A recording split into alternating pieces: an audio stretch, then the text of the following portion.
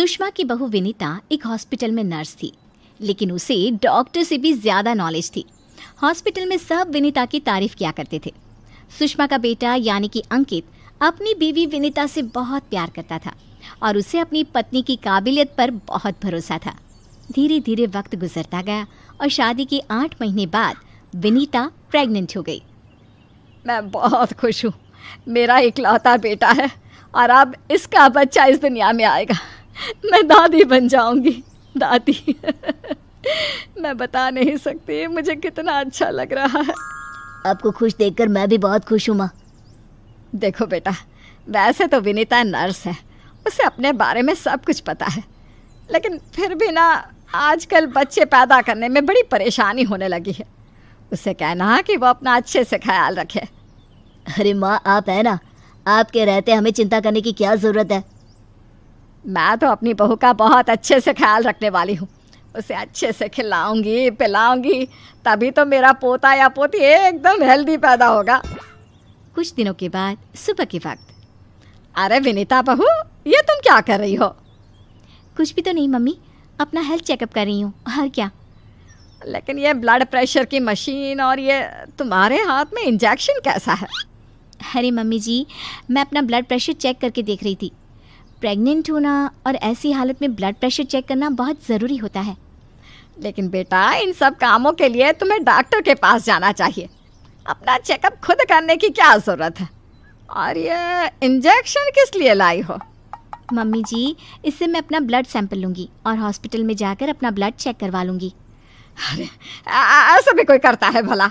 अपने खुद के हाथ से खुद का ब्लड सैंपल भी कोई निकालता है क्या? मम्मी जी, ये मेरा रोज़ का काम है, इसमें क्या है?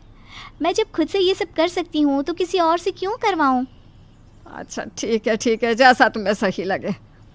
कुछ दिनों के बाद सुषमा अपनी बहू को फिर से इंजेक्शन लगाते हुए देखती है और अंकित भी उस वक्त वहीं पर था। अरे विनीता, ये तुम क्या कर रही हो? तुम प्रेग्नेंट हो, इस तरह खुद को इंजेक्शन लगाने की क्या ज़रूरत है? अब तू ही समझा बेटा। पिछली बार भी अपना ब्लड सैंपल खुद ही कलेक्ट कर रही थी, तब भी मैंने इसे समझाने की कोशिश की थी, लेकिन ये तो मेरी बात सुनती ही नहीं। अरे मम्मी जी, मैंने पहले भी कहा था ना, बड़े हॉस्पिटल में नर्स हूँ मैं, और क्या करना है क्या नहीं मुझे अच्छी तरह पता है। हाँ, लेकिन तुम खुद को इंजेक्शन क्यों लगा रही हो? अरे इंजेक्शन नहीं है, प्रेगनेंसी में कुछ वैक्सीन लगवाने होते हैं, बस वही लगा रही हूँ, और क्या। और फिर एक दिन रात को अचानक विनीता की तबीयत खराब हो जाती है। क्या हुआ विनीता? तुम ठीक तो हो? तुम तो खुद अपना इतना ख्याल रखती हो, तुम्हारी तबीयत कैसे बिगड़ गई? पता नहीं अंकित, ऐसा लग रहा है कि वीकनेस हो रही है, बहुत कमज़ोर सा महसूस कर रही हूँ पिछले कुछ दिनों से। तुमने तो अपना ब्लड सैंपल दिया था ना हॉस्पिटल में, उसकी रिपोर्ट आई या नहीं? कल सुबह ही आ जाएगी, तब सब कुछ पता चल जाएगा। अगले दिन सुबह के वक्त। विनीता, तुम्हारी ब्लड रिपोर्ट तो आ चुकी है। तुम्हारी बॉडी में तो आयरन की बहुत कमी है, देखो तो ज़रा। अरे हाँ, इसके हिसाब से तो मुझे ब्लड चढ़ाना चाहिए, वरना डिलीवरी के वक्त बच्चे को प्रॉब्लम हो सकती है। मैं एक काम करती हूँ, ब्लड चढ़वा लेती हूँ। ऐसा कैसे ब्लड चढ़वा लेती हूँ? पहले डॉक्टर से जाकर पता करो और हॉस्पिटल में जाकर ब्लड चढ़वाओ। ये सब काम बिना किसी डॉक्टर की सलाह के नहीं करना चाहिए। मम्मी जी, आप फिर से शुरू हो गई ना। क्या करना है क्या नहीं मैं अच्छे से जानती हूँ, मैं खुद कर लूँगी। और विनीता हॉस्पिटल से ब्लड की बोतल का इंतज़ाम करती है और खुद अपने ही हाथों से खुद को घर में रहकर ब्लड चढ़ा लेती है। अगले दिन। विनीता, अब तुम्हारी तबीयत कैसी है? देखो, मुझे पता था ब्लड चढ़ते ही मेरी सारी वीकनेस दूर हो जाएगी। मुझे बहुत अच्छा लग रहा है, एकदम ठीक हूँ मैं। कुछ दिनों के बाद विनीता की प्रेगनेंसी का 8वां महीना शुरू हो चुका था और एक दिन सुबह के वक्त विनीता अच्छे से तैयार होकर अपने कमरे से बाहर आती है। क्या हुआ विनीता, सुबह सुबह कहाँ जा रही हो? बहुत दिन हो गए हॉस्पिटल नहीं गई, सोच रही हूँ आज ड्यूटी पर चली जाती हूँ। डॉक्टर का भी फ़ोन आया था अभी। लेकिन बेटा, अब तुम्हारा 8वां महीना चल रहा है, ऐसी हालत में तुम्हें घर में आराम करना चाहिए और डिलीवरी करवाने तो बिल्कुल भी नहीं जाना चाहिए। लेकिन क्यों मम्मी जी, डिलीवरी करवाने में क्या प्रॉब्लम है? ये तो मेरा जॉब है और हॉस्पिटल में दिन रात यही तो करवाती थी। आपने कहा कुछ दिन काम पर मत जाओ, इसलिए नहीं गई। हाँ मम्मी, वैसे विनीता ठीक ही तो कह रही है, उसका रोज़ का काम है ना ये। तुम आजकल के बच्चे ना कुछ नहीं समझते। अरे तुम्हें वैसे तो सब पता है, लेकिन शायद ये नहीं पता कि इस हालत में अगर तुम डिलीवरी करवाने आई औरतों को देखोगी तो तुम्हारी सेहत पर बुरा असर पड़ेगा। अरे मम्मी, ऐसा भी कुछ होता है क्या? मम्मी जी, किसी और की डिलीवरी करवाने से मेरे ऊपर कैसे फ़र्क पड़ सकता है?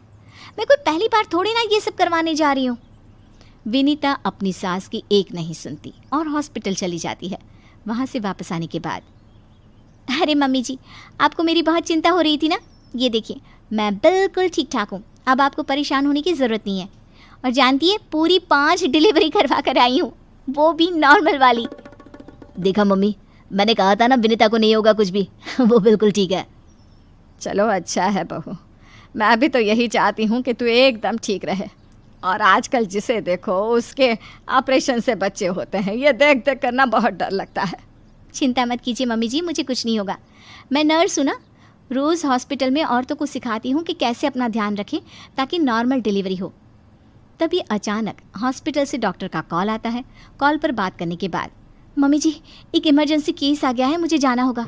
अरे लेकिन अभी तो आई हो, कैसी डॉक्टर है तुम्हारी? उसे पता नहीं चलता क्या कि तुम प्रेग्नेंट हो? ऐसी हालत में तुम्हें ना बुलाए। अरे नहीं मम्मी जी, डॉक्टर की भी मजबूरी है। कह रही थी काफ़ी सीरियस केस है और हॉस्पिटल में उन्हें किसी दूसरी नर्स पर इतना भरोसा नहीं जितना मुझ पर है। मुझे लगता है कि तुम्हें मना कर देना चाहिए बहू। कुछ नहीं होगा मुझे मम्मी जी, मैं अभी डिलीवरी करवा के आती हूँ। कुछ देर बाद अंकित के पास हॉस्पिटल से फ़ोन आता है। अरे मम्मी, जल्दी हॉस्पिटल चलिए, वहाँ विनीता की तबीयत खराब हो गई है। हे भगवान, सब ठीक करना, मुझे तो पहले ही डर लग रहा था। अंकित और सुषमा हॉस्पिटल पहुँचते हैं। क्या हुआ विनीता को? वो क्या है ना, विनीता एक नॉर्मल डिलीवरी करवा रही थी। केस बहुत ही सीरियस था और उस लेडी को बहुत ज़्यादा प्रॉब्लम हो रही थी। क्योंकि विनीता खुद प्रेग्नेंट है तो वो अचानक से घबरा गई और उसे लेबर पेन शुरू हो गया।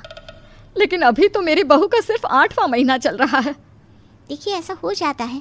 उस औरत को दर्द में देखकर घबराहट की वजह से विनीता को ये हुआ है। अरे डॉक्टर, लेकिन डरने की कोई बात तो नहीं है ना?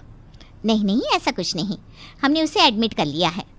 तभी सब देखते हैं कि विनीता अपने हाथ में एक छोटे से बच्चे को लिए बाहर आती है। अरे विनीता, तुम्हारी तो तबीयत ठीक नहीं थी, तुम्हें दर्द हो रहा था, तुम बाहर क्यों आ गई? अरे दर्द हो रहा था तो क्या हुआ, मैंने वो दवाई ले ली जिससे जल्दी आने वाले लेबर पेन रुक जाते हैं। और वैसे भी डॉक्टर, उस औरत को मेरी ज़रूरत थी, उसकी देखभाल के लिए मुझे ठीक होना ही था। ये देखिए, उसका बच्चा एकदम सही सलामत है। अरे वाह मेरी बहू, तूने तो अपने तबीयत की परवाह ना करके किसी और की जान बचाई। मुझे तुम पर गर्व है विनीता। ऐसे ही थोड़ी ना वो हॉस्पिटल की सबसे अच्छी नर्स बनी है। मैंने कहा था ना मम्मी जी, मैं नर्स हूँ, मुझे अपने से पहले दूसरों की तकलीफ़ दिखाई देती है और मैं पहले अपने मरीज़ों की जान बचाती हूँ, फिर खुद की।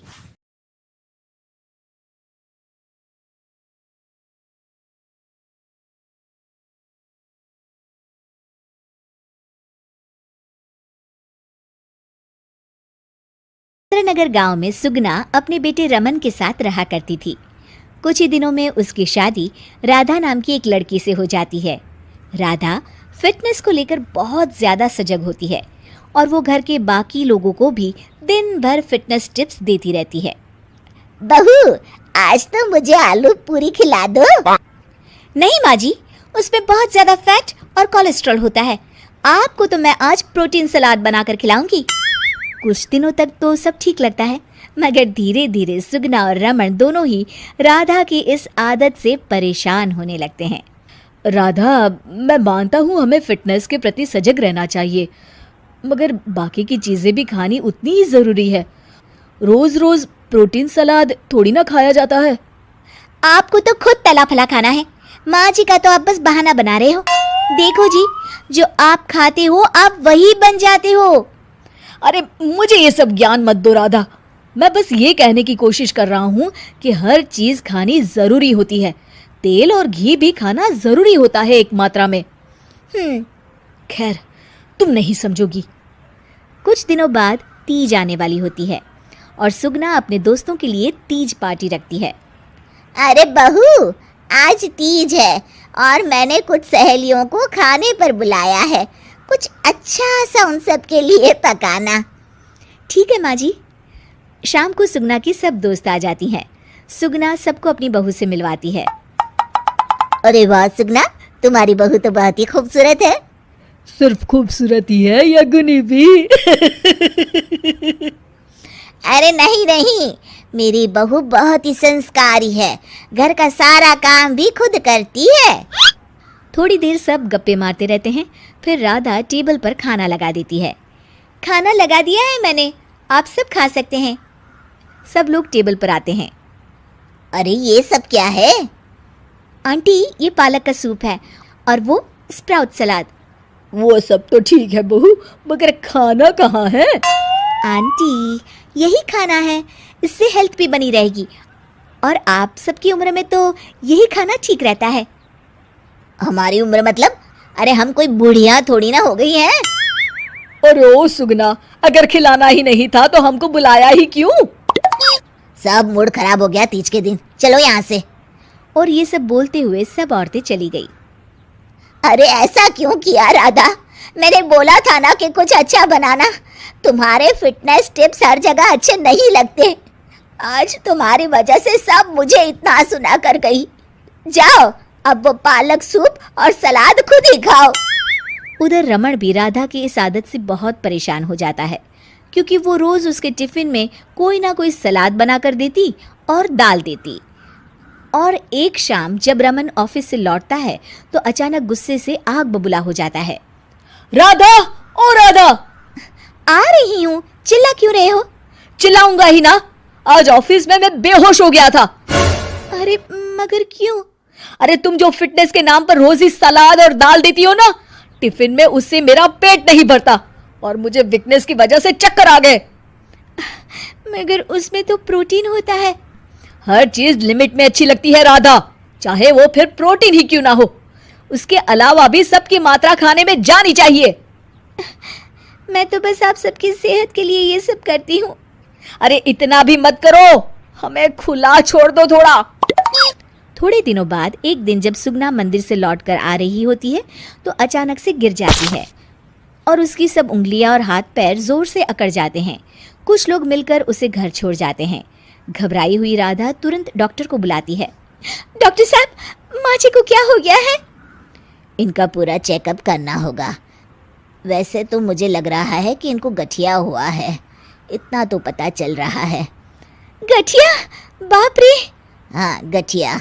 इनके घुटनों और सभी जोड़ों में जो लचक, जो चलने फिरने के लिए ऑयल चाहिए ना, वो अब नहीं है। अरे कैसी बातें कर रही हैं आप? मैं तो इनकी सेहत का बहुत ख्याल रखती हूँ, रोज प्रोटीन सलाद खिलाती हूँ और सूप भी। मतलब ये बिल्कुल भी ऑयल या घी नहीं खाती? नहीं नहीं। अरे कैसी बातें कर रही हैं आप? खाने में एक मात्रा में घी या ऑयल का होना बहुत ही आवश्यक होता है। अगर वो पेट में नहीं जाएगा तो जोड़ों में जो ग्रीस होता है वो खत्म हो जाता है।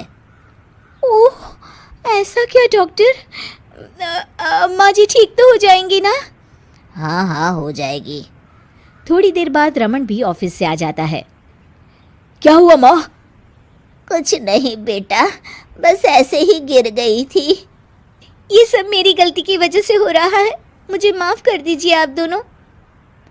राधा रमन को सब कुछ बताती है। I am sorry Raman.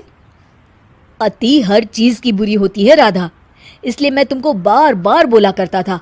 तुम्हारी फिटनेस के प्रति जागरूकता अच्छी लगती है, लेकिन शरीर में हर तरह की प्रोटीन जाना भी जरूरी है।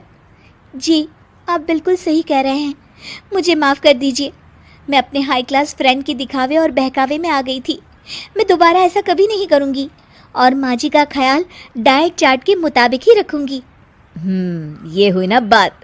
अब मेरे लिए आज अपने हाथों से देशी घी के गर्मा गर्म आलू के पराठे बना दो, तो ही मैं माफ करूँगा तुम्हें।